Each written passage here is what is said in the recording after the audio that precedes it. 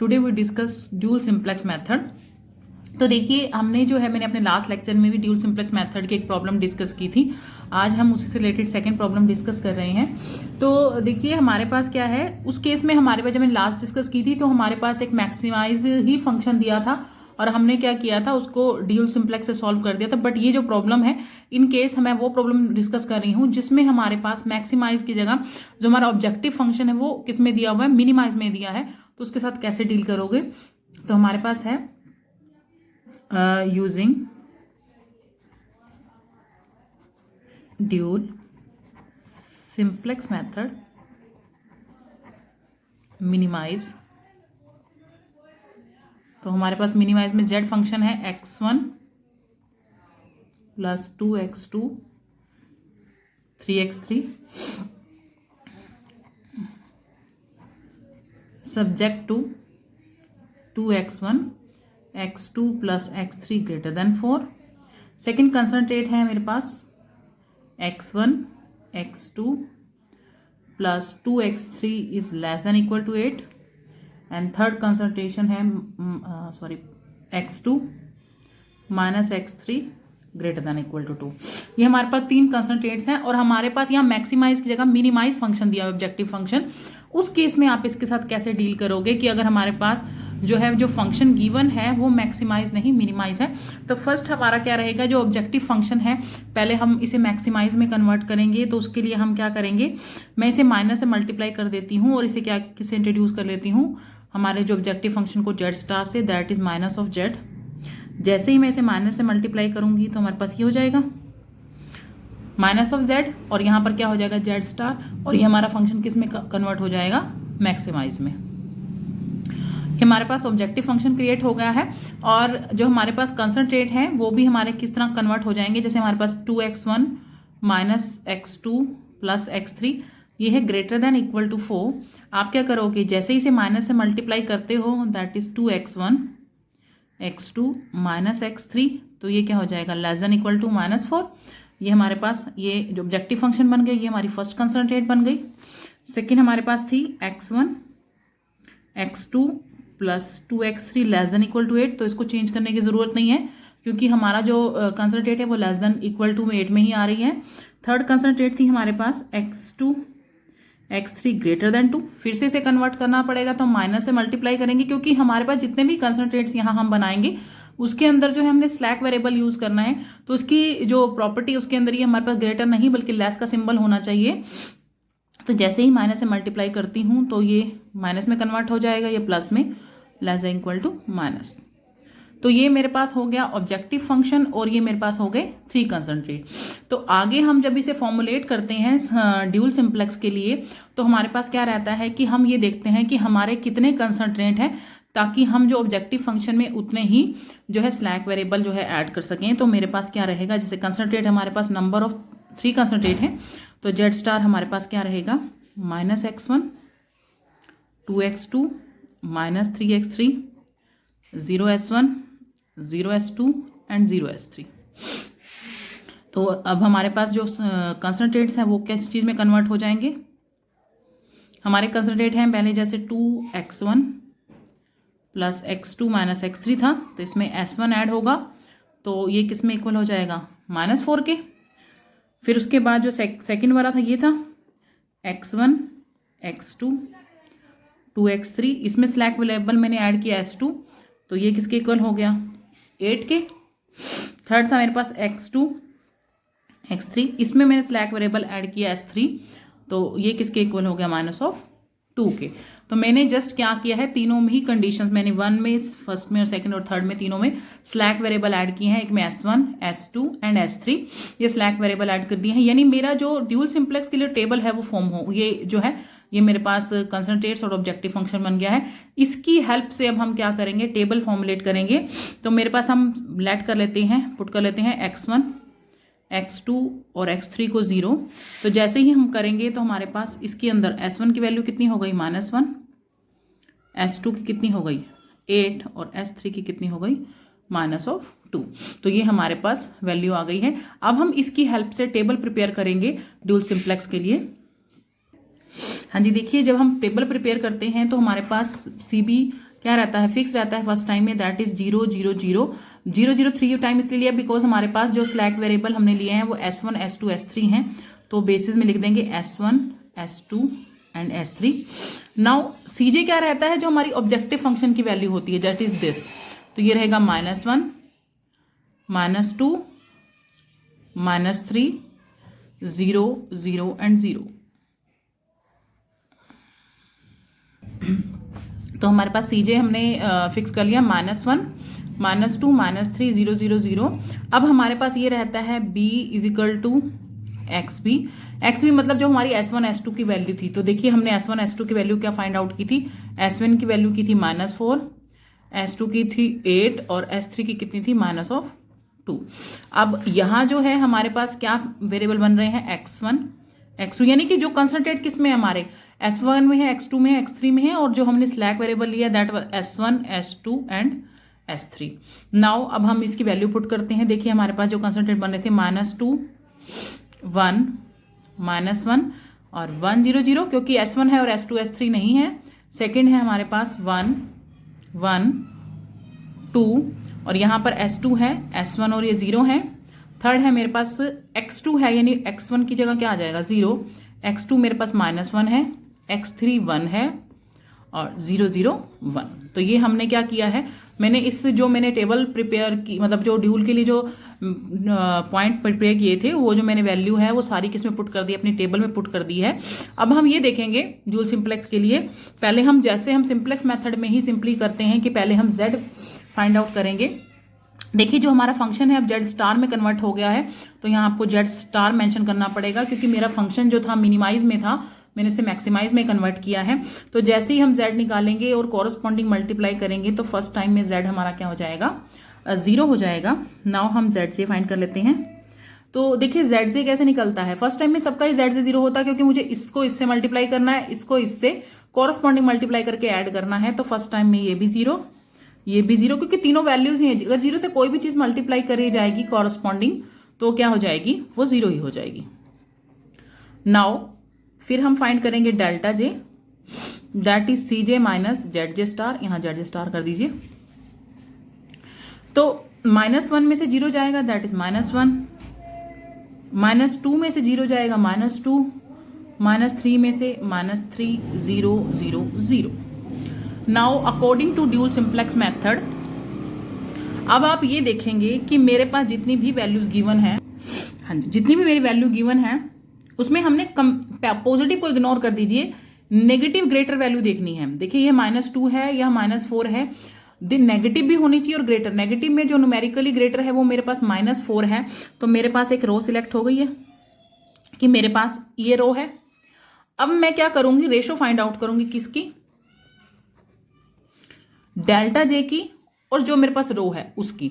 एक कंडीशन होती है बेटे, जब भी आप इसमें जब भी रो फाइंड आउट करोगे, सॉरी रेशो फाइंड आउट करोगे, तो आप ये देखना कि हमेशा नेगेटिव वाले को ही नेगेटिव से डिवाइड करना है।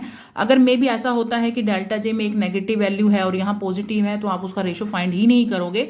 नेगेटिव टू नेगेटिव की रेशो फाइंड आउट करती है, नेगेटिव टू पॉजिटिव की रेशो फाइंड नहीं की जाती। जैसे यहाँ पर था मेरे पास -1, मेरे पास ये रो सिलेक्ट हुई, ये रो लेनी है मुझे, तो -1 को मैं किससे डिवाइड करूंगी, -2 से, दैट इज 1/2। फिर ये देखिए ये -2 है बट ये 1 है, क्योंकि रो तो सिलेक्ट हो चुकी है, बट इसको आप इग्नोर कर दोगे बिकॉज नेगेटिव की ही नेगेटिव के साथ रेशो निकाली जाती है। अब ये है -3 और ये है 1, तो मैं -3 ऊपर रखूंगी, डेल्टा जे हमेशा ऊपर लेना है, तो हमारे पास कितना आ गया, 3 आ गया। अब आप ये देखो इसमें से मिनिमम वैल्यू कौन सी है हमारे पास, 1/2 जो है हमारा क्या है, ये मिनिमम है रेशो, ये रेशो मिनिमम है। तो मतलब मेरा जो की एलिमेंट है, मैं इसके देखिए मेरे पास ये रेशो मिनिमम आई है, कौन से वाली, जब मैंने इसको डिवाइड किया है, ठीक है। और ये हो गई रो सिलेक्ट और ये हो गई कॉलम सिलेक्ट, क्योंकि इसको ही डिवाइड करके आया है। तो मेरा -2 क्या हो गया हमारा की एलिमेंट, इट इंप्लाइज -2 इज की एलिमेंट। देखिए मेरे पास ये रो सिलेक्ट हुई थी, मैंने इसी साथ रेशो लिया। अब ये देखो मिनिमम रेशो इसकी आई है कि इसकी आई है, इसको तो आपने डिवाइड ही नहीं किया बिकॉज पॉजिटिव नेगेटिव थे, तो इसको डिवाइड किया, इसकी आई है। तो आप ये देखो कि इसका इंटरसेक्ट पॉइंट कौन सा बनता है, ये वाला, यानी कि हमारा क्या हो गया, की एलिमेंट। अब देखिए जो की एलिमेंट है इसके ऊपर कौन सा है, x1 वेरिएबल है, तो मेरे पास x1 क्या हो जाएगा, ये इनकमिंग वेरिएबल हो जाएगा, और ये जो S1 है ये इसके सामने है, यहाँ पर S1 इज आउटगोइंग वेरिएबल, मतलब इसको बाहर निकाल देना है, उसको अंदर ले लेना है। सेकेंड थिंग इज दैट कि जो हमारा पास इनकमिंग वेरिएबल रहता है उसके ऊपर क्या सीजे की वैल्यू क्या है -1, वो हमारी किसकी वैल्यू बन जाती है, सीबी की। तो यहाँ -1 आ जाएगा, यहाँ x1 आ जाएगा, और ये सारी की सारी जो रो है किससे डिवाइड हो जाएगी, -2 से। देखिए अब जैसे मैंने आपको बोला कि -2 से डिवाइड होगा, तो आप इसे -2 से जैसे ही डिवाइड करते हो तो यहाँ पर कितना आ जाएगा, 2, यहाँ पर आ जाएगा 1, यहाँ आ जाएगा -1/2, यहाँ आ जाएगा प्लस का 1/2, यहाँ आ जाएगा -1/2, यहाँ 0, यहाँ 0। मैंने क्या किया, जस्ट कुछ नहीं किया, पूरी की पूरी रो को माइनस, क्योंकि जो हमारा की एलिमेंट होता है, हमारा बेसिक रूल है इसका कि जो भी हमारा की एलिमेंट आता है उससे हम पूरी रो को क्या कर देते हैं, डिवाइड कर देते हैं। तो डिवाइड करने पर मेरे पास आया 2, 1, -1/2, 1/2, -1/2, 0 एंड 0। नाउ अब आप ये देखो, ये तो हो गई मेरी न्यू रो है, न्यू R1 है। अब मैंने क्या करना है, इसमें भी कन्वर्ट करना है। तो मेरे को क्या करना होता है, जो नीचे की जो कॉलम है उसको 0 करना होता है, ठीक है। तो 0 करना होता है, तो इसको तो 0 करने की जरूरत ही नहीं पड़ी, क्योंकि हमारे पास यहाँ 0 ऑलरेडी था, तो इसमें कोई ऑपरेशन अप्लाई नहीं होगा। तो ये मेरा न्यू R3 भी बन जाएगा। मतलब मुझे ये मेरा पेंसिल वजह से मैंने लिखा है दैट इज न्यू R1। जब नेक्स्ट टेबल क्रिएट करोगे तो आपने इसको उसमें लिखना है, न्यू R1 को। यहाँ मैंने जस्ट वैसे बताया हुआ है आपको डिवाइड करके। जब आप न्यू टेबल बनाओगे उसमें आपने ये जो मैंने पेंसिल से वैल्यू लिखी है उसमें लिखनी है आपको, और ये वैल्यू भी एज इट इज लिख दीजिएगा। रीजन, क्योंकि हमारे यहाँ पर उस कॉलम जो मेरी फिक्स एलिमेंट वाली कॉलम थी यहाँ ऑलरेडी ही 0 है, तो उसमें कोई भी ऑपरेशन अप्लाई नहीं होगा 0 करने के लिए, तो हमारा ये R3 बन जाएगा। नाउ अब यहाँ पर देखिए ये जो है इसमें ऑपरेशन कैसे अप्लाई होगा। देखिए यहाँ 1 है, मैं अगर इसको इसमें से माइनस कर दूं तो हो जाएगा 0। तो इसमें हमारा ऑपरेशन क्या लगेगा, दैट इज अगर मैं लगाती हूं ऑपरेशन तो मेरे पास R2 कैसे बनेगा, अगर मैं ओल्ड R2 में से न्यू R1 माइनस कर दूं। ओल्ड R2 यानी दैट इज दिस, और न्यू R1 को से मेरे पेंसिल से लिखा हुआ है, उसको मैं माइनस कर दूं तो यहां हमें 0 आ जाएगा। अब मैं देखती हूं मेरा ओल्ड R2 कौन कौन सा, एक तो मेरा 8 है, 8 में से कितना माइनस करना पड़ेगा, 2, दैट इज 6। फिर मेरे पास है 1 में से 1 माइनस करना पड़ेगा तो कितना आ जाएगा, 0। फिर से 1 है, 1 और यहां माइनस है, माइनस माइनस क्या हो जाएगा, प्लस, दैट इज 3/2। फिर है मेरे पास 2 में से मेरे पास माइनस होगा 1/2, ऊपर 1/2 है ना, तो 3/2। फिर है 0 में से माइनस माइनस क्या हो जाएगा, प्लस 1/2। फिर है 1 में से क्या माइनस होगा, 0, तो 1 आ गया। यहाँ 0 है तो 0 में से क्या माइनस होगा, 0। मतलब मैंने ये रो पहले लिख दी है और उसमें से इस रो को माइनस कर दिया है।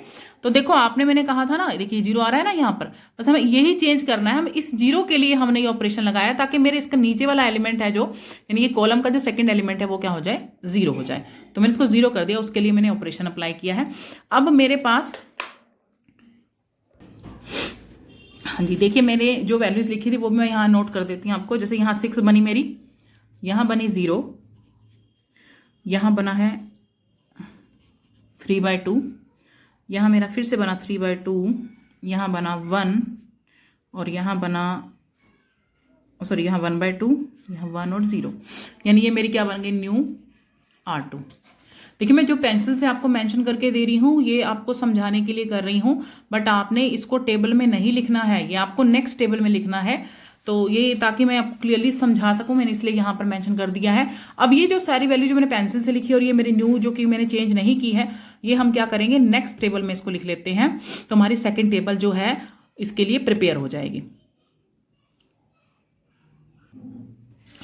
देखिए अब मैंने आपको जैसे बोला था कि जब मैं इसके अंदर इनकमिंग वेरिएबल लूंगी तो कैसे रहेगा। मेरे पास ये टेबल थी, जो फर्स्ट टेबल मैंने प्रिपेयर की है। अब हमारे पास ये की एलिमेंट है, तो मैंने S1 को क्या कहा था, ये आउट गोइंग हो जाएगा और इसकी जगह पर क्या लिखा जाएगा, x1 लिखा गया, और उसके ऊपर कितना था, -1, वो मैंने यहाँ लिख दिया इसको। और CJ मेरा फिक्स रहेगा, वही जो पहले से ही था, -2, -3, 0, 0, 0, और ये भी फिक्स रहेंगे, या हमारे पास b is equal to X भी था, x1 x2 x3 s1 s2 s3। Now हमारे पास सेकंड जो था यानी कि 0 S2 और 0 S3 ये भी सेम रहेंगे। अब मैंने जो पेंसिल से आपको वैल्यूज चेंज करके दी थी मैं वही लिख रही हूँ यहाँ पे 2 1 -1/2 1/2 -1/2 1 and 0 6 0 3/2 3/2 1/2 1 and 0 -2, इसमें तो कोई चेंज ही नहीं हुआ, -1 1 0 0 1। तो ये हमारे पास टेबल फॉर्म हो गई है।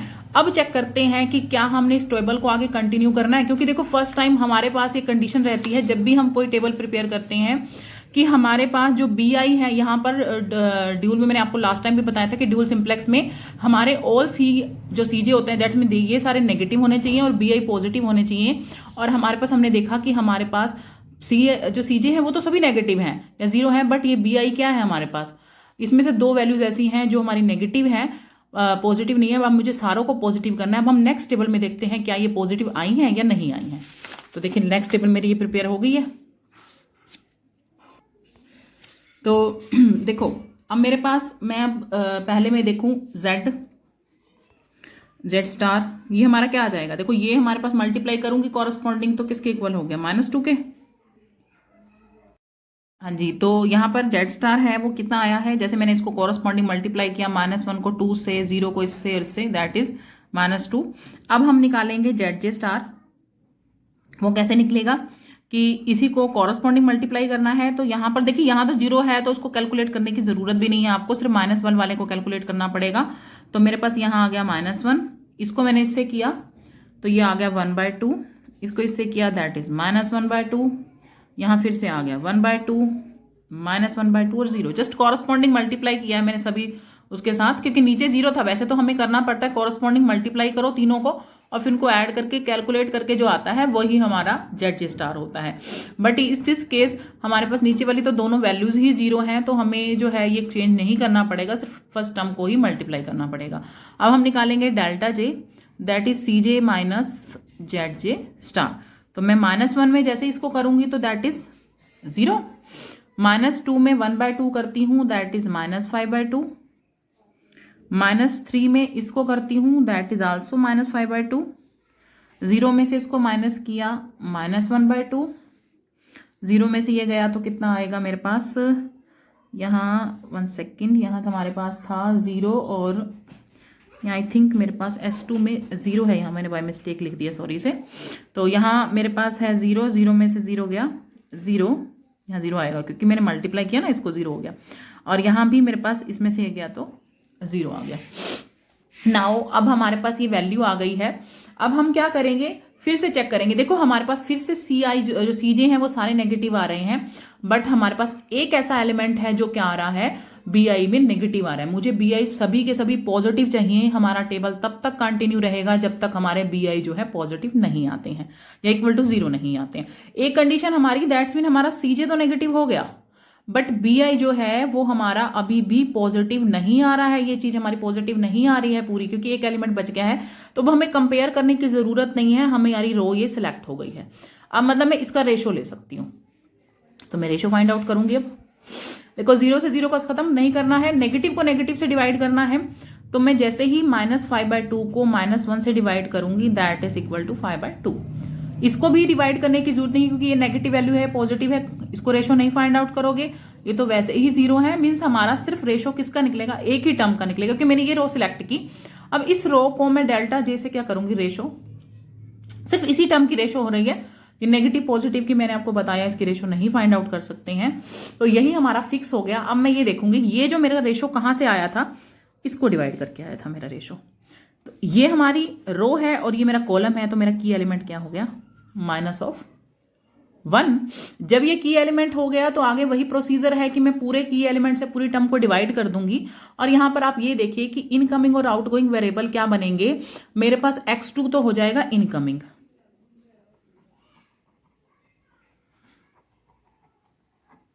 ठीक है, और S3 क्या हो जाएगा, आउटगोइंग।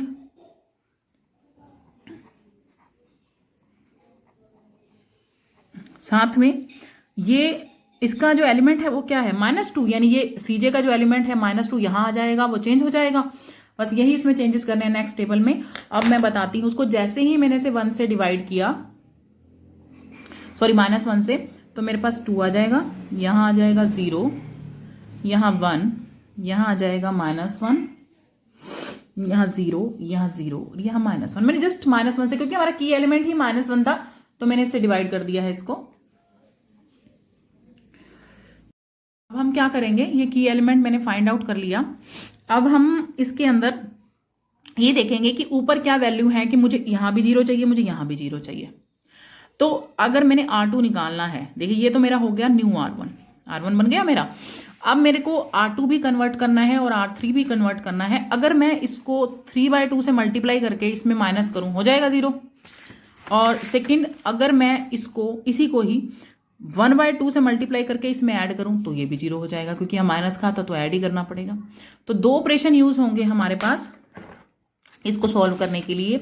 तो पहला रहेगा, अगर मुझे R2 चाहिए, R2 के लिए मुझे क्या करना पड़ेगा, मेरे पास ओल्ड R2 मतलब जो पहले वाला मेरे इस टेबल का R2 है, और न्यू वाला जो मेरे अगली टेबल में यूज होगा।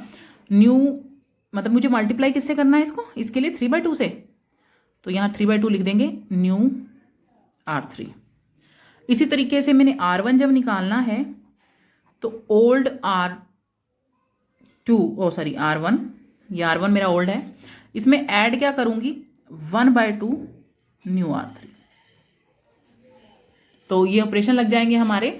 अब इसको सॉल्व करते हैं। देखो ओल्ड R2 मेरे पास ये वाला सारा है 6, 3/2, मैं इसे मल्टीप्लाई किससे करूंगी, 2 से, तो कितना बन जाएगा हमारे पास 3।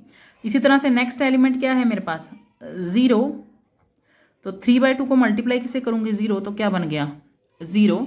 फिर मेरे पास क्या था 1,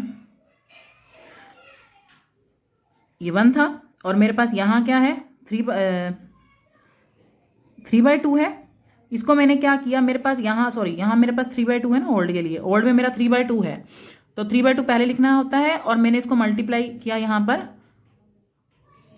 पे 1 था, तो मेरे पास कितना हो गया 0। मुझे यही चाहिए था ना। देखो पहले ओल्ड के एलिमेंट लिख लिए, 6, 0, 3/2, मैं पहले लिख ही लेती हूँ, 6, 0, 3/2, 3/2, 1/2, 1 एंड 0, ये तो मैंने ओल्ड के लिख दिए।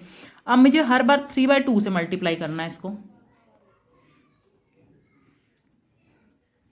और न्यू में देखिए मेरे पास था 2 मेंशन कर दिया मैंने, 0 हो गया, 1 हो गया। अब यहाँ पर क्या आएगा -1, फिर क्या आएगा 0, और फिर 0, और फिर -1। अब इसको सॉल्व करते हैं। देखिए 3/2 है और 3/2 है, ये माइनस माइनस प्लस है, तो 6/4 दैट इज अगेन 3/2। यहां हमारे पास आ जाएगा 1/2, यहां आ जाएगा मेरे पास 1, और यहां आ जाएगा 3/2। तो हमारे पास ये वैल्यू निकल गई है इसकी।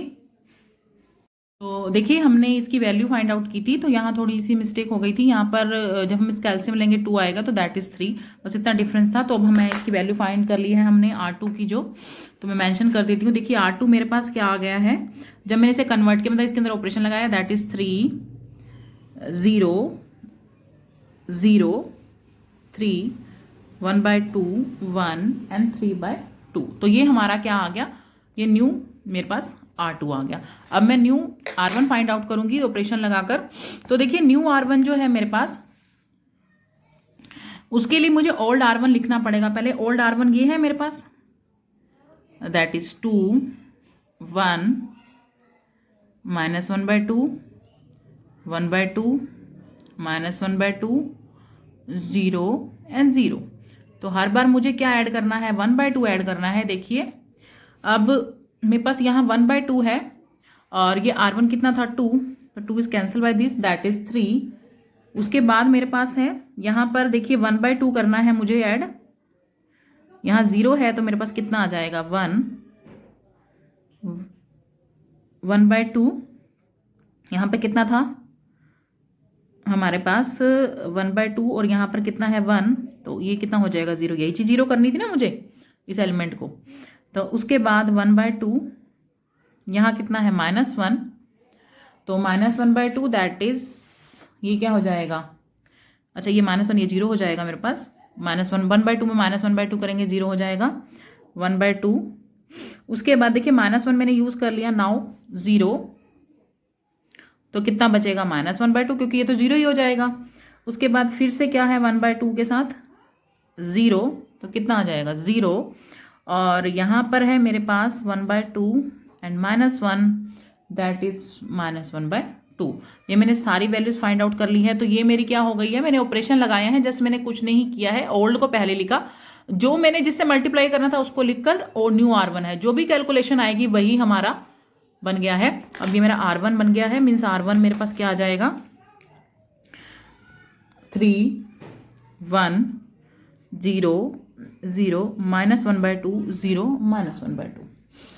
ठीक है, स्पेशली मैं इसको मेंशन करके दिखा रही हूँ आपको, मेरे पास ऑपरेशन लगाने के बाद क्या वैल्यूज आई हैं, बट ये जो है बेसिकली आपको न्यू टेबल में शो करनी होती हैं, बट मैं आपको इसमें ही शो करके दिखा रही हूँ। तो देखिए इसकी हम थर्ड टेबल जो है वो प्रिपेयर कर लेते हैं अब।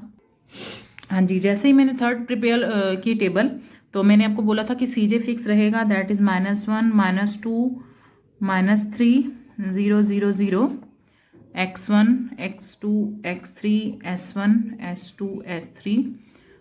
अब देखिए मैंने आउटगोइंग और इनकमिंग की बात की थी, तो ये हमारा क्या था, इनकमिंग क्या हो जाएगा, यहाँ पे S2 आ जाएगा, यहाँ पे x2, और इसके ऊपर की वैल्यू क्या थी -2, तो -2 यहाँ आ जाएगी। बस यही चेंज करना था इसके लिए, यहाँ पर कि इनकमिंग x2 हो जाएगा, और आउटगोइंग यानी कि यहाँ पर जो S3 था उसकी जगह x2 लिख देंगे, वो लिख देंगे x2, और ये -2 यहाँ आ जाएगा। और बाकी तो हमने सेम ही लिखना था यहाँ पर, यानी जो वेरिएबल है उनमें कोई चेंजेस नहीं होगा बाकी। और जो हम नई वैल्यूज मैंने फाइंड की थी वो मैं यहाँ लिख रही हूँ अब, 0 0 -1/2 0 -1/2, दिस इज 3 0 0 3 1/2 1 3/2, दिस इज 2 0 1 -1 0 0 -1। तो देखिए ये हमारी नई टेबल फॉर्म हो गई है। अब फिर से आप देखिए, पहले हम क्या निकालते हैं, Z* कॉरस्पॉन्डिंग मल्टीप्लाई करेंगे, दैट इज -3 और -4, तो कितना हो जाएगा, प्लस करेंगे तो 7, क्योंकि इसको मल्टीप्लाई करेंगे तो 0 ही आ जाएगा। फिर हम क्या करेंगे, Z से फाइंड आउट करते हैं, तो Z* हमारे पास क्या निकलेगा, देखिए इसको भी कॉरस्पॉन्डिंग करना है, -1 को किया इससे, तो क्या आ गया -1, क्योंकि यहाँ तो 0 ही बन रहे हैं। फिर इसका तो 0 0, और यहाँ पर -2, इसका भी 0, इसका भी 0, इसका प्लस का 2, इससे करेंगे तो क्या आएगा 1/2, और ये तो 0 ही हो गया, दैट इज 1/2। इसको किया 0, इसको किया 0, इसको किया 0, इसको किया, मेरे पास आ गया 1/2, यहाँ से यहाँ भी ऐड हो जाएगा ये, तो मेरे पास टोटल क्या बन रहा है 5/2। Now ΔJ that is CJ -ZJ star. -1 में इसको ऐड करोगे तो हमारे पास क्या आ जाएगा 0, इसको करोगे 0, यहाँ पर आ जाएगा -5, 0 में से इसको माइनस करा -1/2 और 0 -5/2। ये इसलिए किया बिकॉज क्योंकि देखो यहाँ तो हमें दिख ही गया कि हमारे बी पॉजिटिव आ गए हैं सभी, बट जब तक हमारे CJ हो सकता है हमने BI तो हमारे पॉजिटिव आ गए, बट यहाँ पर कोई वैल्यू ऐसी आ जाए जो नेगेटिव ना हो, तो उस केस में हमें जो है आगे प्रोसीड करना पड़ता है कि दोनों कंडीशन होल्ड करने चाहिए कि हमारे पास जो ΔJ है वो हमारे पास क्या हो जाएगा, ये वाला पॉजिटिव हो जाएगा, और यानी कि CJ ΔJ कुछ भी बोल सकते हैं इसको नाउ, और साथ में नेगेटिव हो जाएगा, नेगेटिव आर इक्वल टू 0, और जो हमारे पास BI हैं वो सारे क्या हो जाएंगे पॉजिटिव। और हमारे पास यहाँ पर देखिए x1 की वैल्यू कितनी आ रही है हमारे पास 3, x2 की कितनी आ रही है 2, और Z* हमारे पास कितना आ रहा है -7, तो मैक्सिमम वैल्यू क्या हो गई हमारे पास -7। और अगर मिनिमम फाइंड आउट करनी है तो इसका अपोजिट कर देंगे, दैट इज 7। तो यही हमारा ड्यूल सिंप्लेक्स मेथड है।